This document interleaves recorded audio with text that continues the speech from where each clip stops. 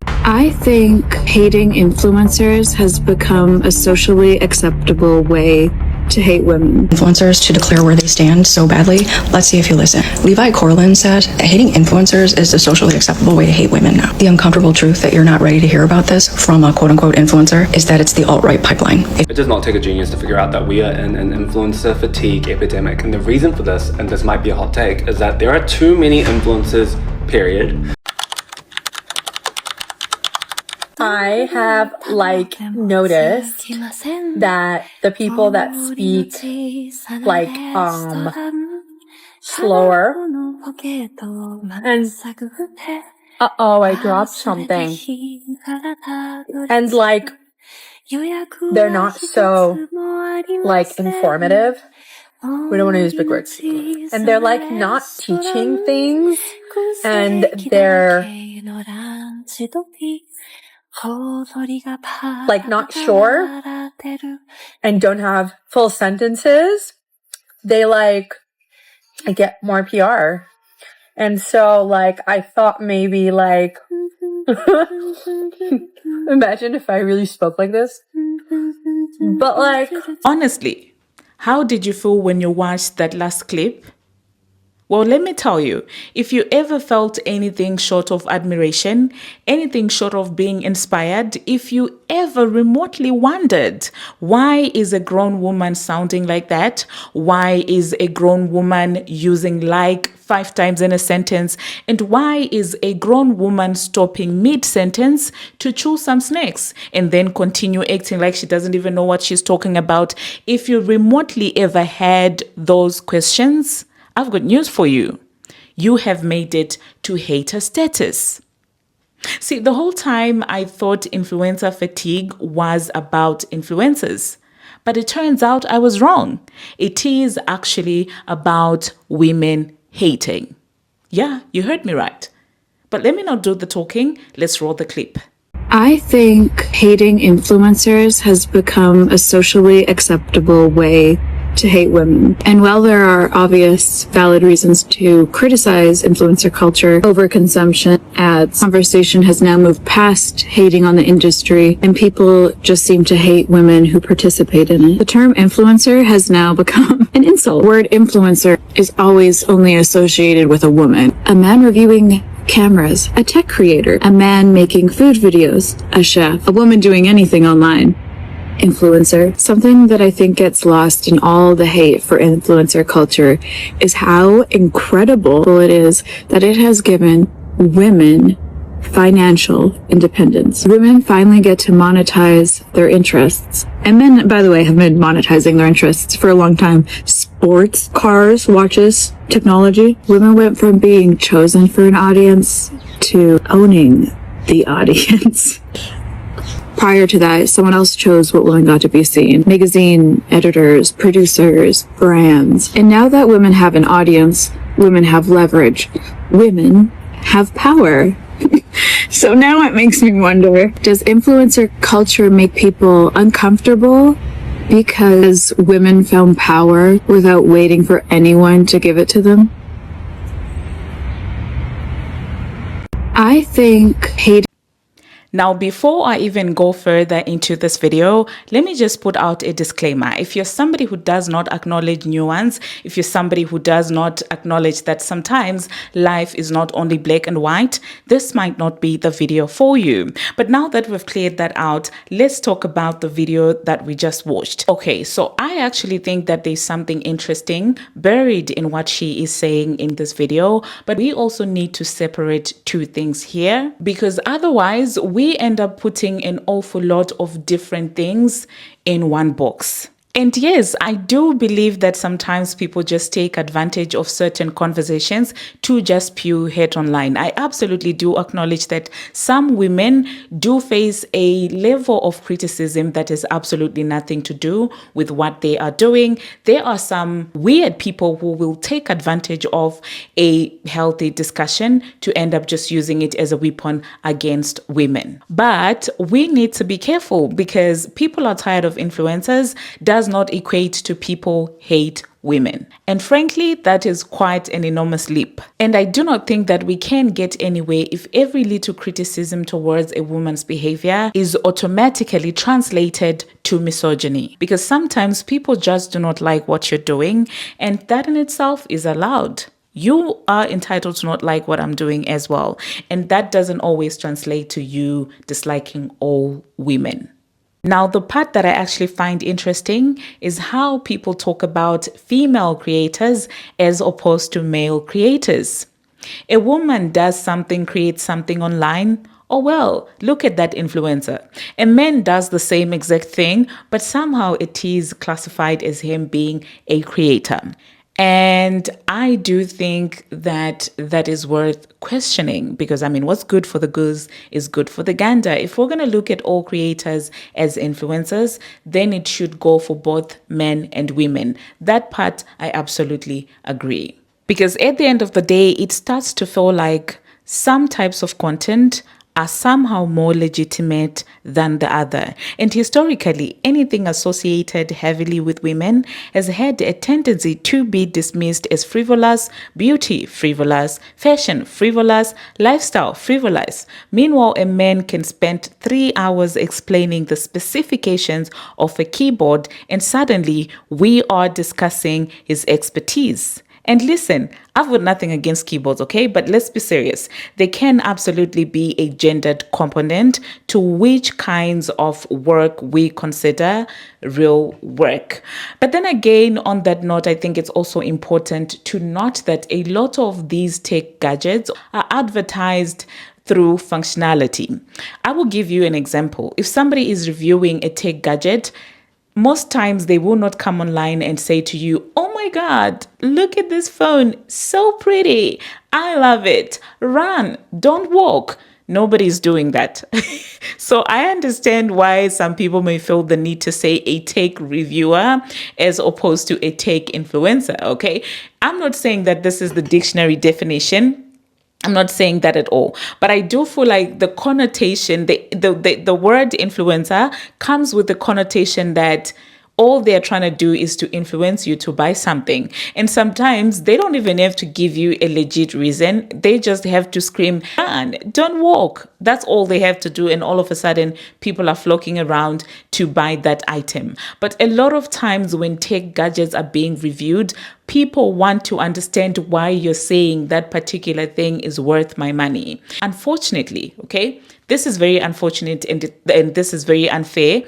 You realize that a lot of thought is put into marketing towards men as opposed to marketing towards women. I find it really offensive each time that brands, beauty brands will come up with some form of beauty technology. And instead of them telling us why they think that their product is absolutely amazing, you will realize that the advertisement is centered around aesthetics. That's it. Aesthetics, that's it. And I feel like it's very offensive to women, honestly. So as a result, if an influencer has been furnished with how that brand intends for them to advertise, obviously they're going to talk about how pink and gorgeous and how Barbie-like it is. It's giving Barbie, and I don't like that one bit. That being said, let's also look at the other side. One time this brand wanted to collab with me and they were an adult toy. Like, we love your storytelling, so just like keep it chill, keep it your style. Write a script, I send it to them and I'm like, it's going to be something like this. I obviously don't stick to an exact script. And they respond and they go, yeah, can you tell a story about how you prefer? And I tell a story about, I can tell a fictional story about, because that lends itself to the toy. Oh, like maybe if you just told a story, like, what are you talking about? I don't know if you saw Brand Flake's video on how, like, when brands come up to you and then they're like, be authentic, be yourself, but also mention the product in the first 3 seconds and also say this exact script. And also, we're going to tell you to tell everybody you love. It's actually about influencer fatigue. Because here's what I think the problem is. Ignore that story I told at the beginning. Pretend I never said anything. The whole reason people connect to influencers is because you feel like you know us personally, because we're just like chilling in our bedrooms and, it's not like a polished media. Then when a brand rightfully utilizes the creator space and make the person you feel like you know so intimately, like we're on FaceTime, like we're talking on the phone, start talking like a robot. It's even more disingenuous than when Jennifer Aniston's like, I only use Aveeno. Brand safe. Like, let's abolish the term brand safe because it makes influencers look like weird brands, which we are. And it makes the brands look like they don't know what they're doing. And it also makes the brands spend shit tons of money on a medium that's not going to hit. This was also what Brand Flakes was saying in his video. It's like the brands come back and they're like, weird, it didn't hit. I wonder why. I blew up on the internet for something I do. And then you said, okay, but do what we're doing. Thought it would translate. Do you know how many times people in my life, this video is so all over the place, but like in the same vein as that, like, do you know how many times people in my life will say like, hey, can you just plug my thing? I sell like thermostats. No, that's not how it.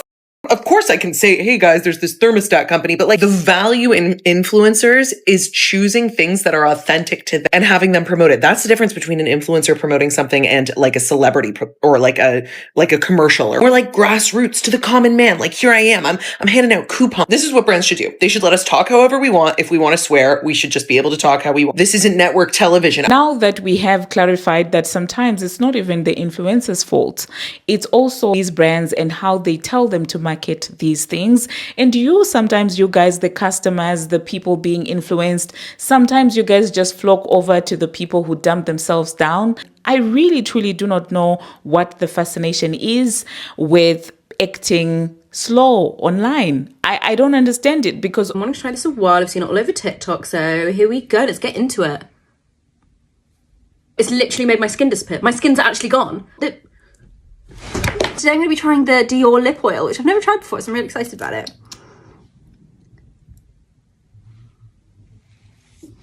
So I just wanted to try this new product that everyone's talking about. I've seen it all over TikTok. So today I'm going to be trying this MAC foundation that I've never tried before. I'm kind of just going into it blind, so we'll see how it works. Is this?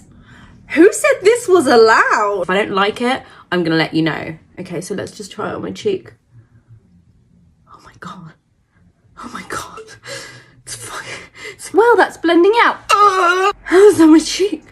It's so beautiful. This brand refused to sponsor me to try their product, but I decided out of the kindness of my heart that I would review it anyway.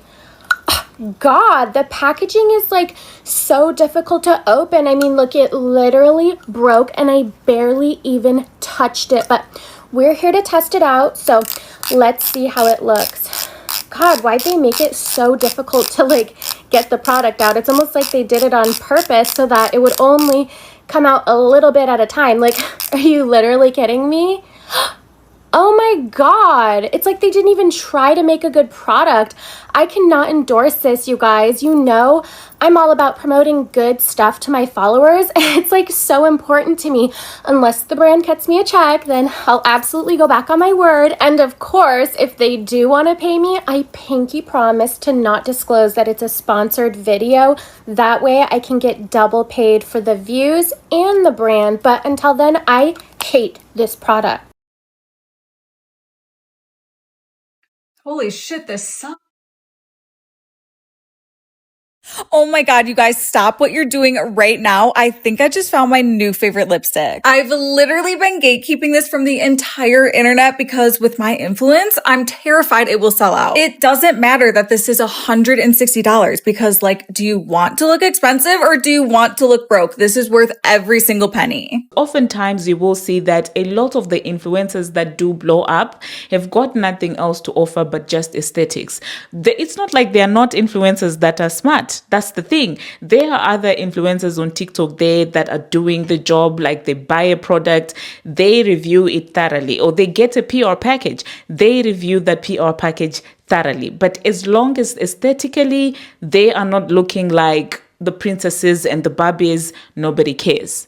So then what's going to happen when that influencer realizes this? Okay, they will resort to what's selling. They will invest more in aesthetics than in actually giving you value for the video. The only value that you will get there is it's pleasing to watch, but you will not learn anything. They will not give you an actual review because for some reason, that's what sells in this generation. So I do feel like influencers do play a part, brands themselves do play a part, and the consumers do play a part. I was just watching a video the other time where people were trying to recreate Hailey Bieber eating sushi in a beauty mask, in a face mask. And somehow that was so beautiful, so groundbreaking that a lot of people went ahead and tried to recreate the same look. So what are we talking about? But anyway, back to what I was saying. There is a difference within women are unfairly criticized, and that while criticism on women is inherently rooted in misogyny, nothing else. Because if you wanted to take offense, you would start with that brand that is giving you a dumbed down version of a promo script, okay? Instead of the fans reacting. That's who you need to take it up with. Because if they are handing you that script that is saying, oh my God, buy this collagen mask, it's pink, it's yellow. Meanwhile, you're not even telling us what it does to your skin. You just say, my skin looks so glowy, so perfect, and that's it. And somehow you get mad at the customers and consumers because they are seeing a tech reviewer over there who's giving them details about the specs, about this, about that, who's doing a thorough review. But you're mad because people are not seeing value in the script that your own brand gave you. Take the anger there. If somebody says, I'm exhausted of influencer culture because every other video feels like an advertisement, where is the misogyny in that? That is actually a legit argument. And I actually feel like influencers should be able to hear and receive that criticism because after all has been said and done, you are running a business. And when you are running a business, people are entitled to review or give criticism of that business model. So Levi is an influencer with over 1 million followers on just Instagram. And she went on Instagram and made this video. Hating influencers has become a socially acceptable way to hate women.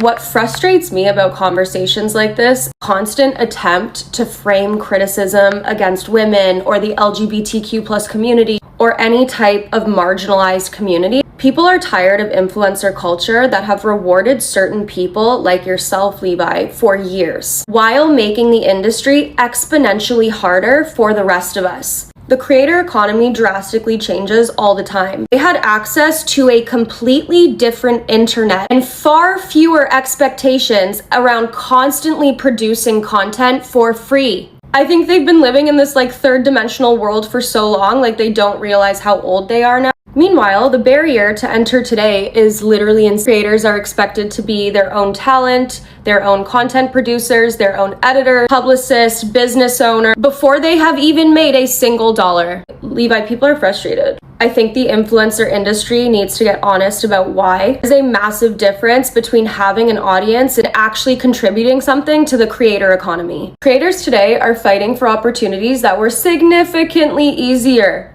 when you got into the industry. This isn't about hating women. This isn't about hating people. This isn't about hate. I don't agree with people hating on influencers, but posts like this gives people a very good reason to. This criticism is not about who someone is. It's about what they do with the platform they were given. Did you hear that? About what they do with the platform that they were given. The people who have had access to this industry for years have an opportunity to make it more accessible, more transparent, and more attainable. I've been close to this industry for over 10 years, and if you've seen my video and if that's why you're here, you know exactly why Levi's video is a joke to me. Thank you for coming. Okay, now there seems to be some form of a history with the Levi creator, the girl who initially created that, and I'm not going to dig into that.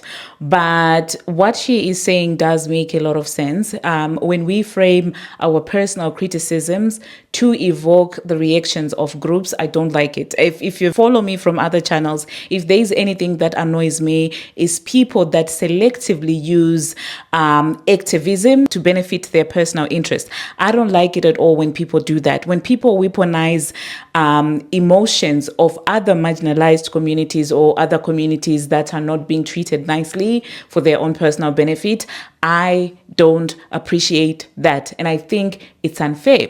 If people say that you are coming on here promoting, guys, it's gotten so bad to an extent where even Jane Alpha is making fun of influencers. Like, I'm telling you, I was scrolling through TikTok. I saw this little girl. She was mocking the influencers because you know how they behave when they buy an apple and they act like it's the most beautiful, amazing thing they've ever bought in this entire life. And instead of calling it an apple, they call it an appealer. What are you doing? What is this? And then this when they're chewing. Like, I watched that little girl. I wish I could insert that clip, but I won't be inserting. She's a minor. So, but that's how bad it has gotten. And when people are complaining about that, when women are demanding value and actual intellectual engagements and conversations, it does not equate to misogyny. Because why do you feel like you can sell me an apple by just telling me that it is green in color? Is that, do you people not understand how insulting that is? It means that somewhere between yourself or your agent or even with your brand, you have told each other women will buy anything. You don't have to put any effort in that. And if anything, that is misogynistic. Whoever is behind you, whoever is giving you that script is essentially misogynistic, if we're actually going to look at it that way. Because it all comes down to the effort that is being put into marketing to us women. With the tech gadgets, they put in effort. They sell value. When it comes to us, you are selling aesthetic, you're selling a color. Are you serious? And somehow you want to evoke our collective emotion to make yourself immune to criticism so that you won't be held accountable. No, I get what she's saying.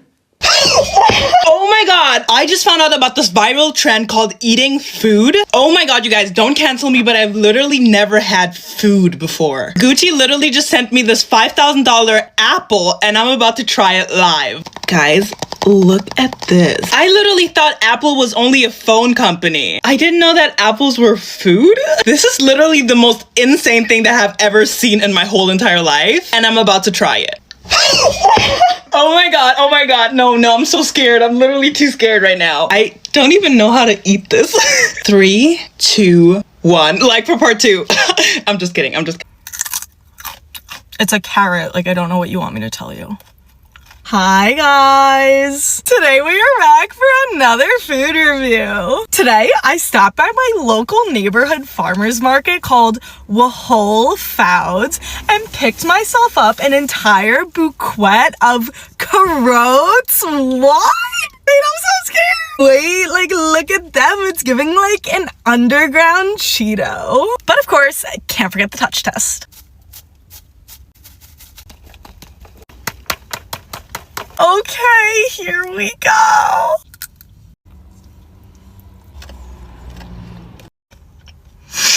Wait, I'm obsessed. I feel like agriculture. Like it's giving crunchy exclamation point. Guys, if you have not stopped by the local farmer's market Whole Foods and picked up yourself a bouquet of carrots, run, don't walk! No, it is inherently not misogynistic to criticize influencers, and if you think it is, then unfortunately I think you have to evaluate your critical thinking skills, so let's talk about it. This is no hate to the original creator of this video that's been circulating, Levi. I actually always found her pretty cool and liked her. Yes, influencing and content creation is a female-dominated space. That is a good thing, but that doesn't mean that every bit of criticism directed against the people who dominate this industry is misogynistic inherently. And no amount of weaponizing of vaguely feminist discourse will make it so. For instance, I have said for months and probably years now that I'm tired of influencers who have nothing interesting to say. I think this is exemplified by something that I notice influencers do and that I absolutely hate. It's like when they talk about a drink or a snack that they're eating and they're like, I got this from da-da-da, or I'm having this and this, obviously. And it's like, what do you mean obviously? Like, nobody cares. You know what I mean? Like, nobody actually cares. Most of the time they're trying to sell you something. It's tired, creatively lazy.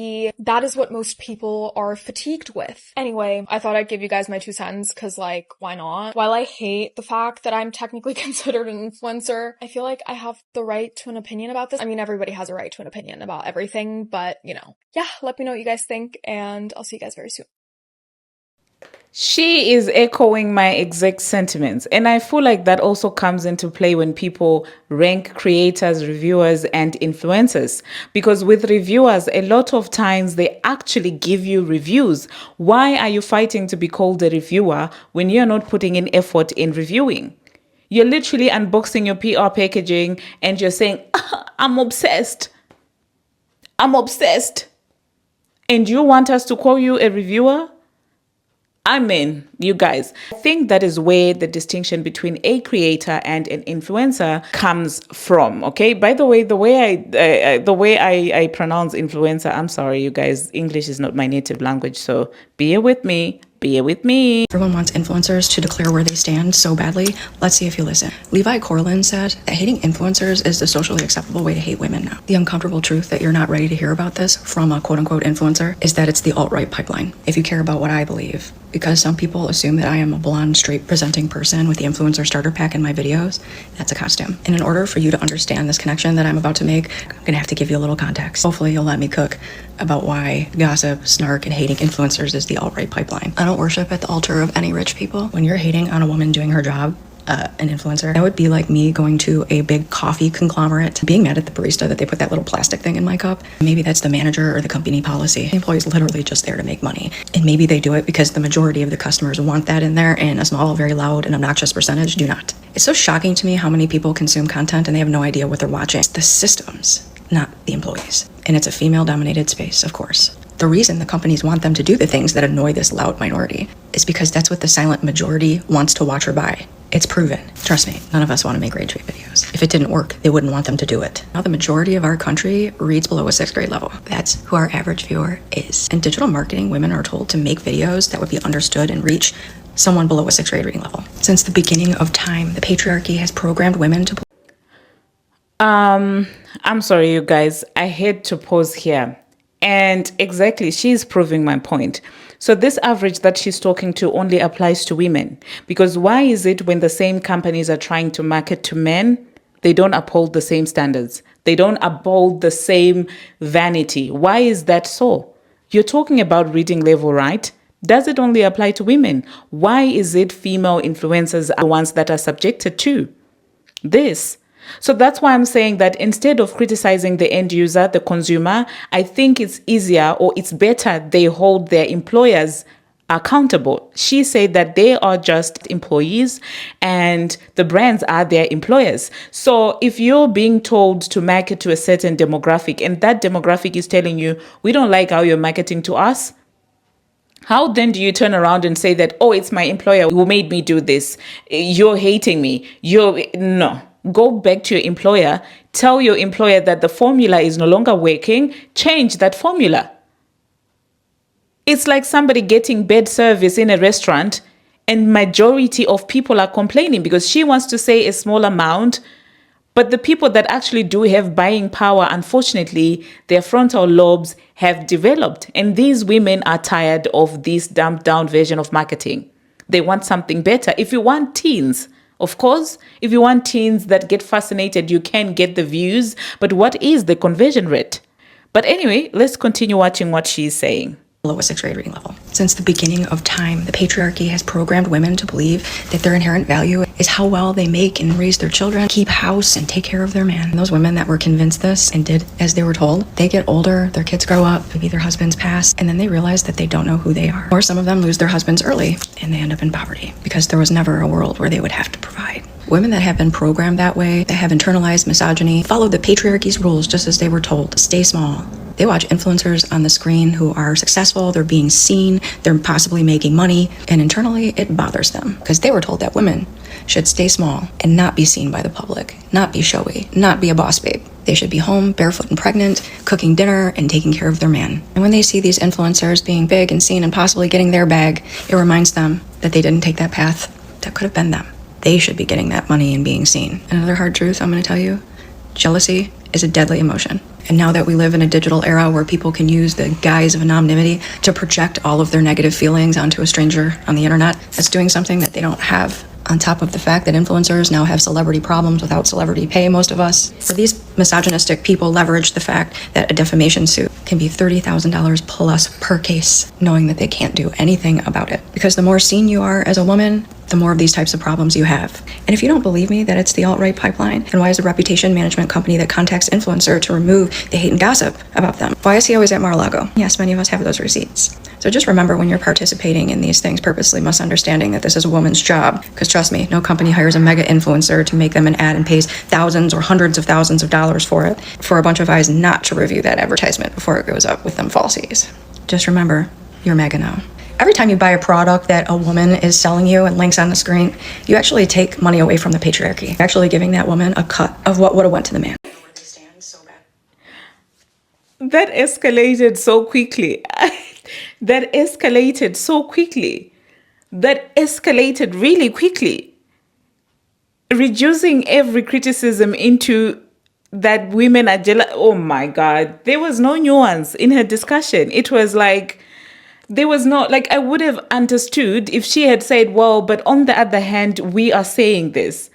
But the fact that she's like, no, once you're criticizing, you really are playing part in this. I don't have any words, you guys. I really don't have any words. Please let me know in the comment section what you think. What did I just watch? Hey, let me know in the comment section what you think about all of this. But this is absolutely ridiculous. This is wild. Wow. Just wow. Wow. All of a sudden, you are MAGA. You're MAGA, okay? If you don't like it when people sell you like you're a dumb person, you are MAGA. Anyway, let's watch one last one, and then we can get back to the video. I find this conversation around influencer fatigue right now so interesting. And I think this, correct me if I'm wrong, but this started from a restaurant that posted a sign inside that said no influencers. And an influencer clapped back saying, you know, this is unfair. You are discriminating against influencers. This is another way of being misogynistic because it's, you know, majority women in the influencer space, which is not wrong. It is majority women. There are plenty of men, but it is dominated by women. However, I do disagree with the misogyny aspect because I do think that when people say they have influencer fatigue, or when a restaurant puts a sign up in their business that says no influencers, they mean a very specific type of person. They mean the type of person that's going to walk into their establishment, start filming around without asking for permission, and loudly exclaim how many followers they have and ask if they could get their meal comped. I feel like that is the type of person that they are referring to. And when it comes to influencer fatigue, the type of influencer people are sick of are not the influencers that are adding value to people's lives as they scroll this app. It's not the people that are entertaining others, making people laugh, making people feel seen, you know, building that community or educating people. It's the kind of influencers you can see from a mile away that are just trying to sell you junk. I think that is what people are over because we're tired of this overconsumption type of lifestyle. And we're also over the Nara Smith of it all, right? The fantasy, curated aesthetic, chasing perfection. I think those are the things that people are done with. So when influencers are seeing this conversation and getting defensive and getting, you know, taking it personally, you got to think about which group of influencer you are in. The ones that are adding value to people's lives when they post content, or are you the type of influencer that's just trying to sell people stuff, that you're just trying to get people to open their wallets? Because those are two very different types of influencers. And I think if you are in the latter one, it might be time to read the room a little bit. I don't know. That's just my opinion. Exactly what she said, because if you are the influencer that is actually providing value, I don't see how you would be offended by this. Clearly, the people are not talking about you. But if your immediate reaction is obviously to react in this manner, then maybe, just maybe, Cindy, the shoes might be just fitting. Because in as much as I talk about not wanting to overconsume, there are still some influencers whose words mean something to me. Like if I want to go and buy a new setting spray, there are some influencers that I still believe to be a little bit at least authentic, that I can go on their pages and try and look up what they're recommending as a setting spray. There are a lot of finance influencers, okay? That's the thing. Finance creators, finance influencers, however you want to call them, depending on the stage of life where you are. I think that it doesn't inherently mean that all influencers are bad, in my own opinion. I still do follow a lot of people there. I love Patricia Bright. I love Jackie Aina. I love a lot of women that are showing us their journeys, okay? Because you may not be an influencer per se, you may not be a beauty guru, but there's still a lot to learn from such women, how they run their businesses. These are not women that are just moving around, I ate celery, girls, check it out. They're not doing that. When you actually do watch a lot of their videos, they are giving you value, they're giving you advice, okay? So I don't know, you guys, because go on Patricia Bright's page right now. There may be ads embedded in her videos, but they do not feel like outright ads. She will give you something of value, and then maybe at a later stage in that video, she will embed an ad. So when you watch her video, you don't feel like it was one marketing video. You feel like I've gotten value and I've been sold to, which is how old TV advertisements used to be like. They would give you a soapy. After 15 minutes of that soapy playing, maybe there are 2 ads, which is fair, to be honest. But anyway, let me know in the comment section what you think about that. Yeah.